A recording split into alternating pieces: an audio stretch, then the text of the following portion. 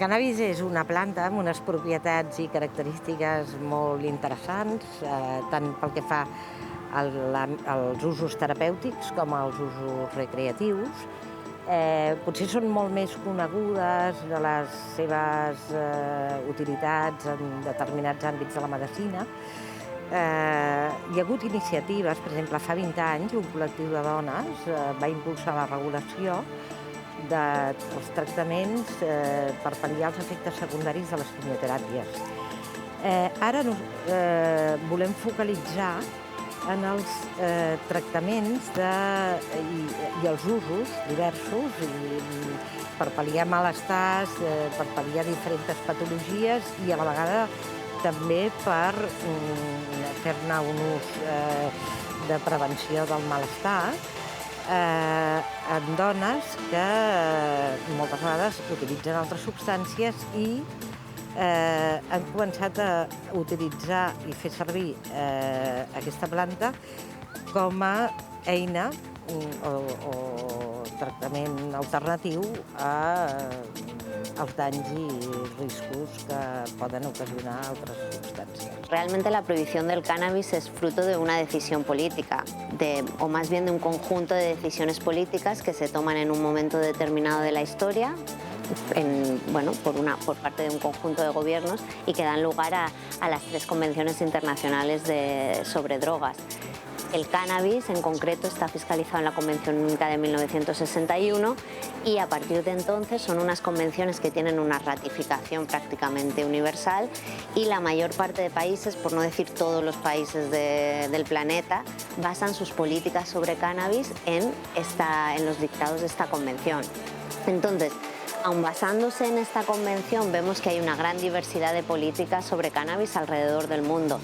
Y esto en parte tiene que ver con el hecho de que estas convenciones dejan un cierto margen de flexibilidad o de discrecionalidad para los estados de poder aplicar las políticas que consideren más apropiadas en su contexto con respecto al uso y con respecto a la posesión para el uso personal.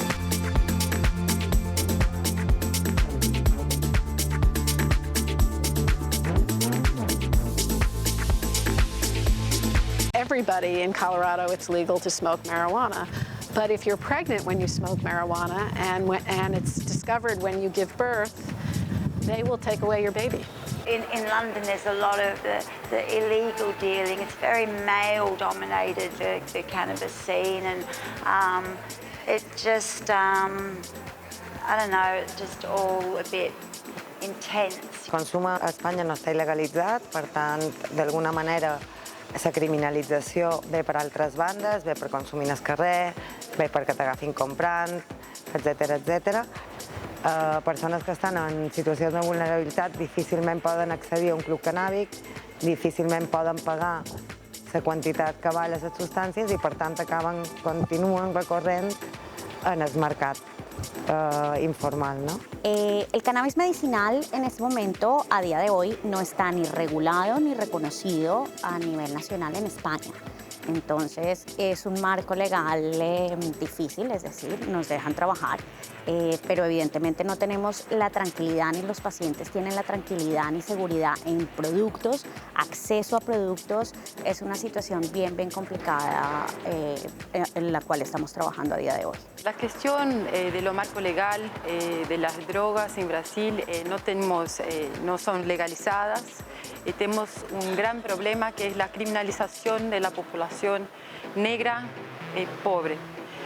Tenemos la cuestión de la legislación, se da por una ley que dice que lo policial que puede dar el flagrante va a decir si la persona es usuaria o traficante. Entonces tenemos muy problemas en torno a esto. No, yo creo que todos los utilizos de drogas, entonces también las cannabis, declinado al femenino, tiene más problemas. When I was using a lot of crack and a lot of heroin, especially a few years back when the crack was very strong when it was first in London, there was only certain things you could do to calm that down, and it's either taking a whole heap of benzos, a heap of heroin afterwards, you know, ways to just calm down and stop that urge. But I found that cannabis was actually really good to do that. It was, and you didn't need much of it. I found like with heroin, you just kept needing more and the benzos and things. But yeah, it was a way to, if I smoked it when I was having the last pipe, you know, then by the time it wore off, I'd feel a little bit more relaxed, you know, and then I could smoke a little bit more.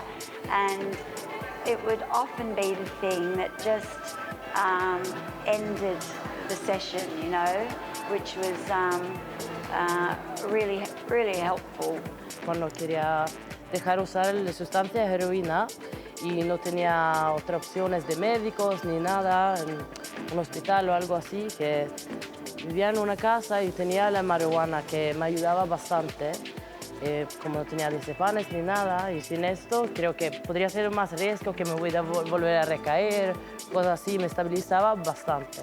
He estat politoxicòmana, jo he tingut tendència més aviat als opiacis, no? Fins a l'any 96.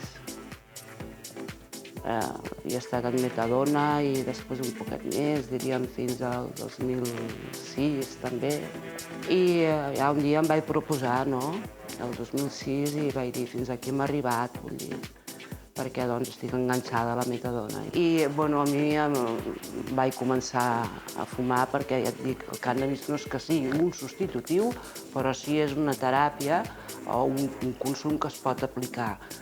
È muy terapeutica, è antistress assolutamente, è meno dañosa, te relaja, te ayuda, è un momento, de verdad lo pienso y así siempre lo pienso, que è un momento di aggregazione y te relaja más di qualche psicofarmaco. Partendo dalla mia esperienza, no? Io appunto sono stata una consumatrice di sostanze per via endovenosa, poi attraverso anche un percorso personale, insomma, ho smesso di fare uso per via endovenosa e la canapa è stato per me uno strumento importante, insomma, no? Diciamo, per fare questo passaggio, no? E oggi la canapa io faccio uso quotidiano, non condiziona la mia attività professionale, nel senso che in questi anni, diciamo, professionalmente sono cresciuta, insomma, no? Per cui per fortuna lavoro in un contesto in cui, diciamo, il mio uso è visibile, no? Non c'è bisogno, e quindi è conosciuto dal mio ambiente di lavoro, e questo ovviamente, no, destigmatizza il mio agire, insomma.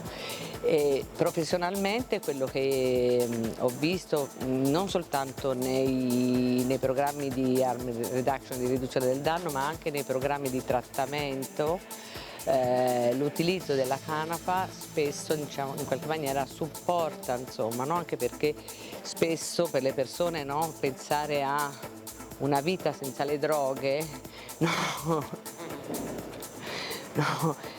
fa paura, no? Fa paura, no? Per cui l'idea di, cioè la canapa, grazie anche ai suoi, diciamo, benefici, insomma, no? Aiuta anche le persone, insomma, a mantenere, diciamo, riuscire ad avere anche un rapporto con il piacere, insomma, ¿no? Que te da esta sustancia. Me va bastante bien porque a mí me apoyó bastante en la hora del alcohol.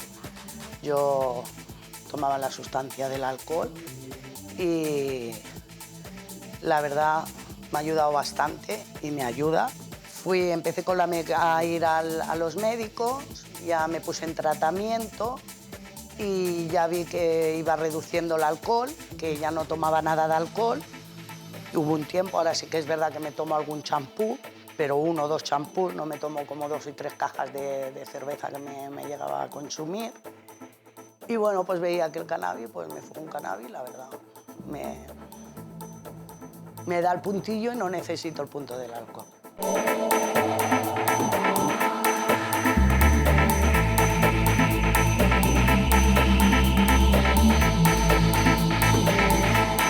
És a partir d'aquí, de les seves experiències, que des de l'àmbit de l'atenció i més professional hem plantejat la necessitat de començar a incorporar aquests usos d'una manera més regulada i fent-ne, diguem-ne, una proposta útil i beneficiosa que fins ara era bastant impossible, no? Inclús per la pròpia regulació de la Convenció Única de Nacions Unides. Per tant,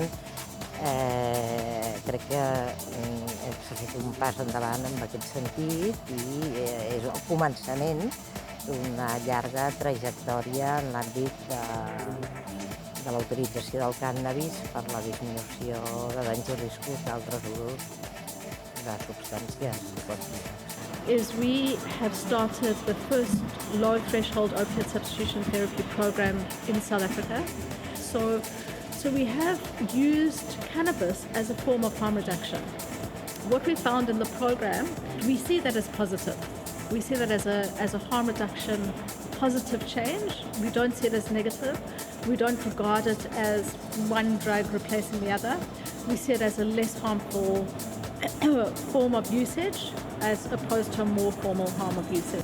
Yo creo que el cannabis está bueno para autorregular, gestionar otros consumos, ¿no? Yo he conocido mucha gente que ha autogestionado la cocaïna, la heroïna, con el cannabis. Hem de considerar que existeixen persones que o bé no volen o no poden reduir el seu ús de substàncies psicotròpiques. Per tant, la cannabis es mostra com una alternativa viable per a aquestes persones.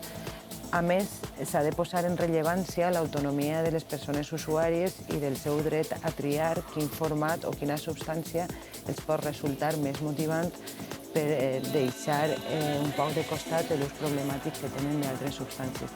De fet, a la meva pràctica professional m'he trobat amb diverses persones que han aconseguit abandonar l'ús d'estos usos problemàtics en canvi de fer un ús de cannabis responsable. Sí que vemos, yo he visto a chicas que a lo mejor tenían una frecuencia de inyección que yo asistía de 8 o 9 veces en 8 horas, que cuando se empezó a introducir el cannabis se le ofreció a ella misma que se plantease usar cannabis porque no había tenido ningún efecto adverso en su uso a lo largo de su vida, ni un uso problemático, que es que empezase a utilizar un tipo de cannabis que a lo mejor se pensaba que para sus características era mejor y se observó que en vez de 8 veces se inyectaba 3 y éramos de una chica usuaria de heroína y cocaína por vía endovenosa y de largos años de consumo y en calle, con muchísimo estrés y dolor psicológico. Pensamos mucho con las mujeres gestantes para disminuir el uso de los crack. Algunas usan el cannabis como una alternativa. Pensamos que eso puede ser una reducción de daños muy importante. Nosotros en nuestro trabajo hemos tenido varias experiencias con pacientes en términos de pacientes que tienen algún problema o alguna condición en términos de salud mental, problemas de ansiedad muy complicados y que consumen niveles y dosis importantes tanto de benzodiazepinas como de otro tipo de medicaciones, y en dolor el tema de opioides, pues hemos podido ahí trabajar un poco con cannabinoides y reducir esa dosis.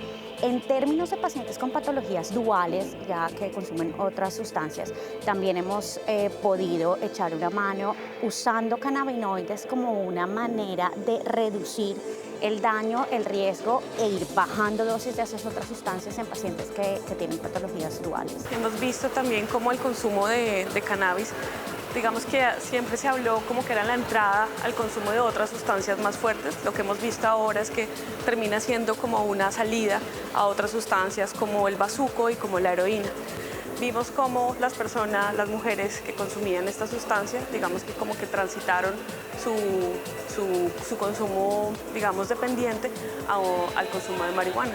Està demostrat, no?, que ajuda i no és com un substitutiu de droga, és no me enganxo otra para meterme en esta, no? Estem parlant de que ajuda realment, és evidència, sé que hi ha altres companyes que han parlat d'això en el documental, i és real que ajuda, i llavors crec que té com una doble, no?, al treure l'estigma ja, o sigui, ja les associacions estan fomentades sobre ciments masculinitzats i hi ha moltes actituds masculinitzades i ja de vegades és difícil que noies puguin trobar un espai real, confortable, on dur a terme els seus consums, doncs si ja a sobre hi ha el doble estigma que siguis consumidora en una altra substància, que a més els preus amb els que estem parlant, potser si ja no són accessibles, vull dir, si has d'escollir entre agafar una altra droga que tira més o cannabis i et costa pràcticament el mateix, doncs no té sentit, no tiraràs cap al cannabis.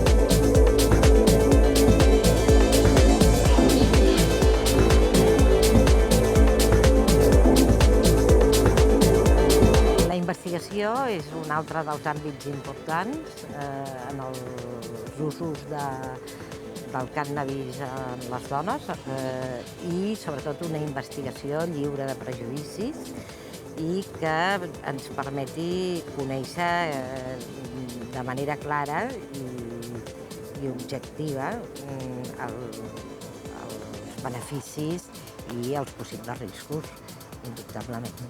El panorama en términos de investigación es muy interesante. Es decir, decir a día de hoy que no hay evidencia suficiente me parece que es un argumento fàcilmente debatible.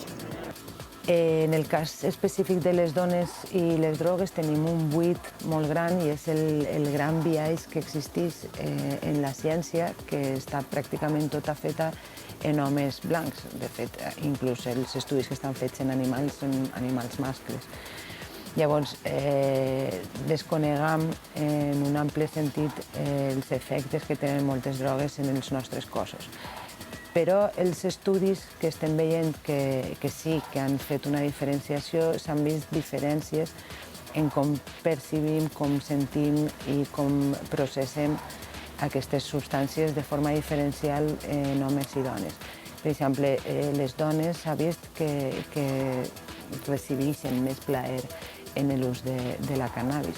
Per tant, aquestes circumstàncies particulars s'han de tindre en consideració en tots els programes de reducció de riscos i tots els programes de drogues que puguen existir. Per tant, el que necessitem és moltíssima més recerca que tinga una perspectiva de gènere.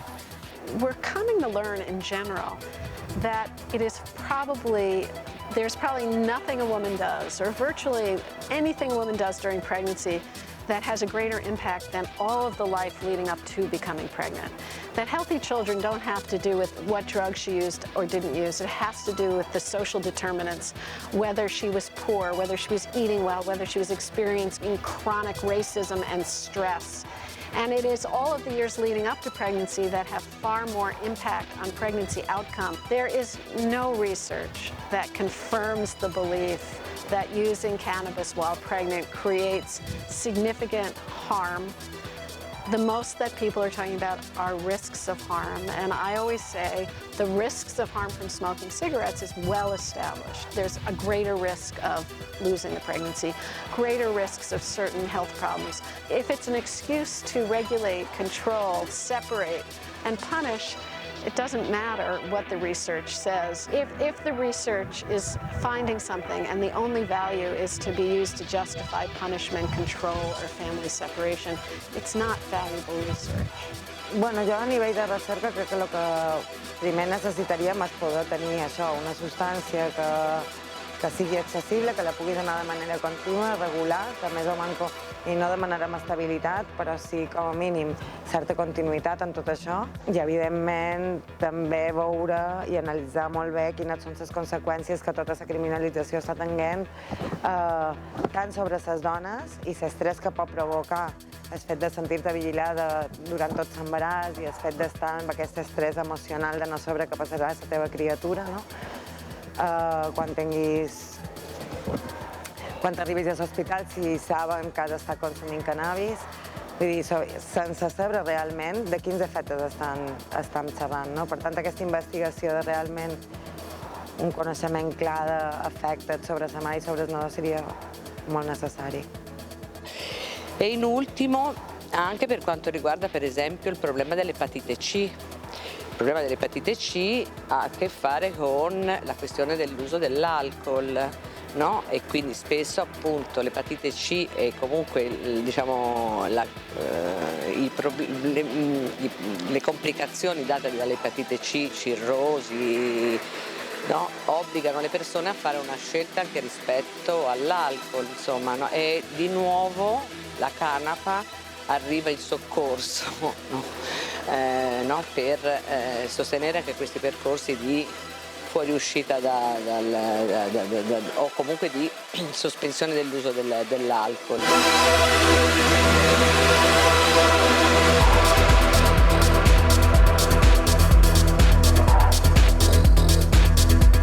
És important pensar en com regular, com controlar la qualitat dels productes, com que els productes es puguin desenvolupar d'una manera sostenible, amb cultius de proximitat, i així com valorem l'autoatenció, també seria important que això s'extengués a l'autocultiu i que no es mercantilitzés la producció d'aquests derivats que poden ser tan útils en els tractaments i en d'altres usos.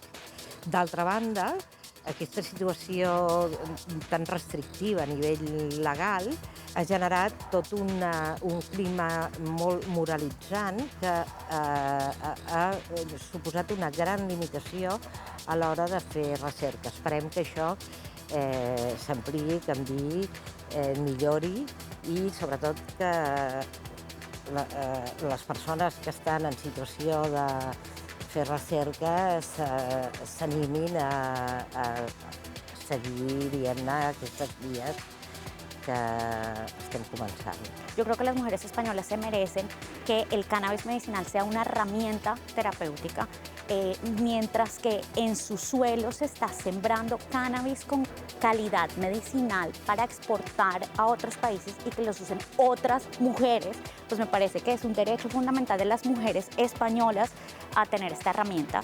Así que veo el futuro con esperanza, pero sin obviar la realidad que estamos viviendo un momento muy complicado porque creo que no hay una voluntad política de sentarse a discutir este tema. But other than that, I think, you know, if you are part of the harm reduction movement, you would definitely say that it is a form of harm reduction to use cannabis as opposed to any other illicit drug.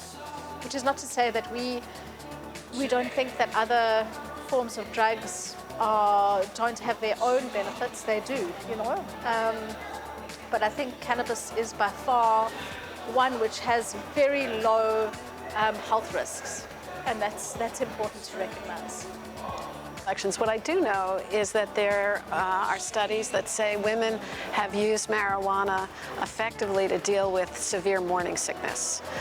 And that, if the medications available for dealing with severe morning sickness during pregnancy are not effective for every woman, they have not necessarily been proven safe in and of themselves.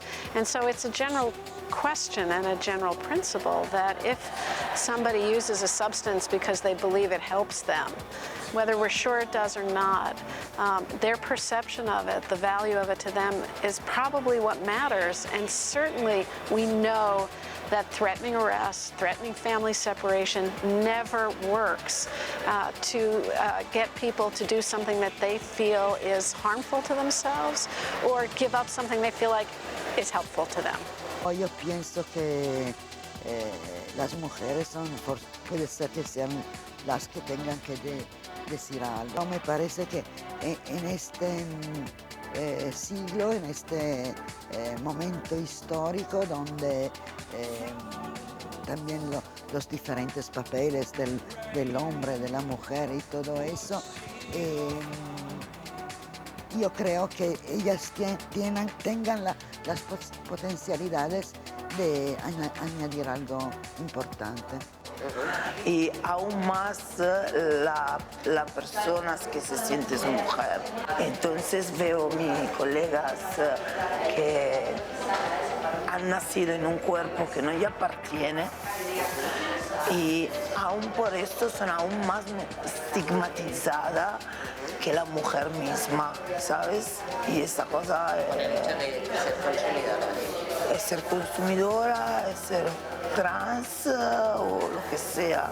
Sí, tienen que estar a casa a cuidar a los niños. Los hombres pueden ir de fiesta, ay qué guay, a ir por ahí, por allá. Nosotras, pero mira que fuma.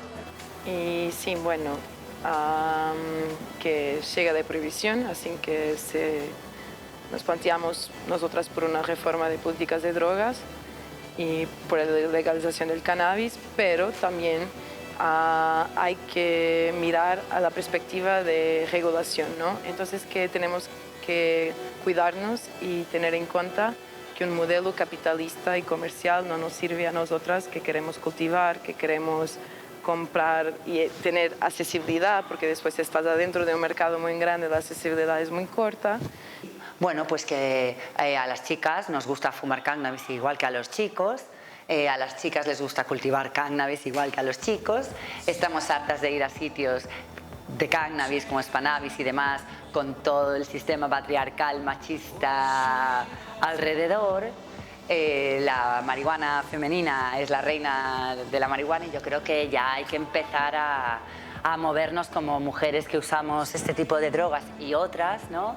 Y además podemos disfrutar también de nuestras cosas, porque para nuestra sexualidad también va bien, para nuestro dolor de la regla va bien, y para muchas otras cosas que simplemente es disfrutar por placer de una sustancia.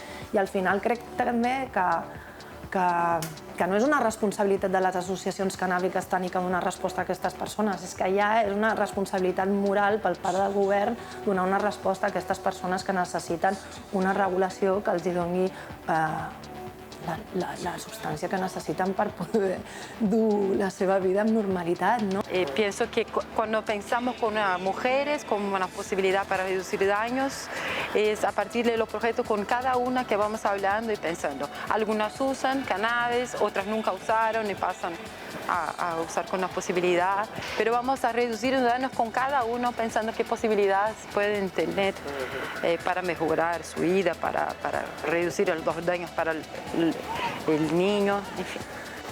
Bueno, jo crec que una de les coses importants, sobretot que hem vist entre les dones, no? que ens dedicam a la política de drogues, i aquí esmentaria sobretot REMA, que és la Red Estatal de Mujeres Antiprohibicionistes, on ens hem juntat dones que venen de molts àmbits, no només el cannabis, però que hem vist que el cannabis pot ser una punta de llança per una lluita contra la criminalització de totes les drogues, una lluita també per ampliar el coneixement, per trencar l'estigma sobre les substàncies, per conèixer més al voltant de, sobretot, fer visible a les dones que usen drogues d'una manera no estigmatitzant, reconeixent que la majoria les utilitzen de manera no problemàtica, sigui la droga que sigui, i realment crec que l'important és que no se quedin amb el cannabis i que veiem que realment és una política de drogues que s'ha de canviar per totes aquelles substàncies, no?